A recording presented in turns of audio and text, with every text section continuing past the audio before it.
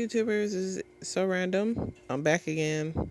This is gonna be my part 2 to the part 1 of my anime review for Saint Seiya Souls Ago. I just finished watching the last episode. I already predicted how it was gonna end. And yeah, this was one of those animes to the Saint Seiya series that I feel as though could have been made longer. The artwork could have been done better. I feel as though they took more time into the products than what they did with the anime. Because when you go online and you look up like the merchandising and the a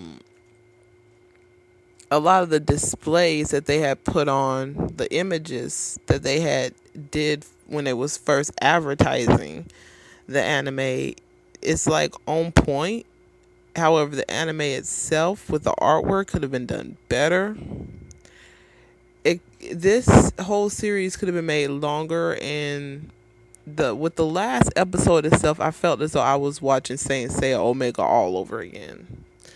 So, Saint Seiya Omega was literally not all that cool to me. And here I am watching the last episode of Saint Seiya Souls Ago, and I feel as though they pulled a Saint Seiya Omega on us again.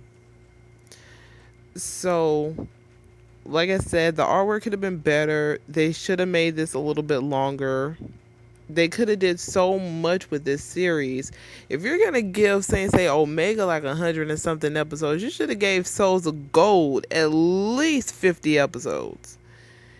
They could have did so much with it, and then how it ended, I really did not care for. Like, Poseidon came out of nowhere, and the last time I checked, didn't they put your aspirins in a darn jar by the time they finished fighting you last? I remember when I last watched it.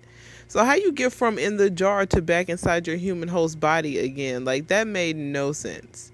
Or did the jar get destroyed? I gotta go back and watch. Correct me if I'm right. However, I feel as though this could have been done better. This was an extreme letdown for me. At least they had some points throughout the show where Aiolos and Saga, was working together and was like, I kind of did this in the past, but I forgive you. The same thing for Aoria and Shunra.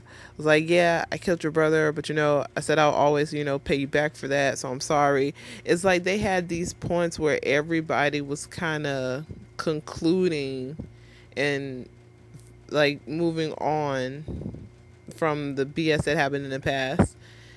And the one thing for a lot of the fanfic fans, and of course the fangirls and fan people really, that they did was they paired everybody up with like their counterparts, to be perfectly honest. Like, oh, we would love to see Death Mask and Aphrodite work closely with each other, kind of put them in a comic setting.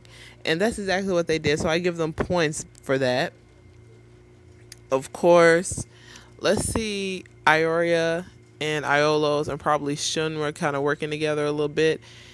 They could have expanded on that most definitely, but they did kind of show them fighting together as a pair in the end. It's like everybody was paired off with like their counterparts in the end.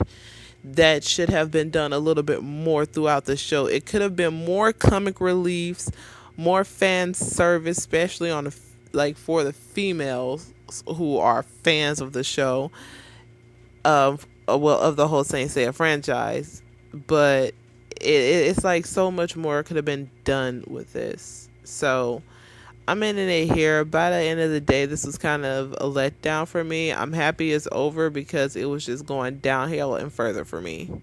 So leave your comments in the box below. Tell me what you think, and I'm out.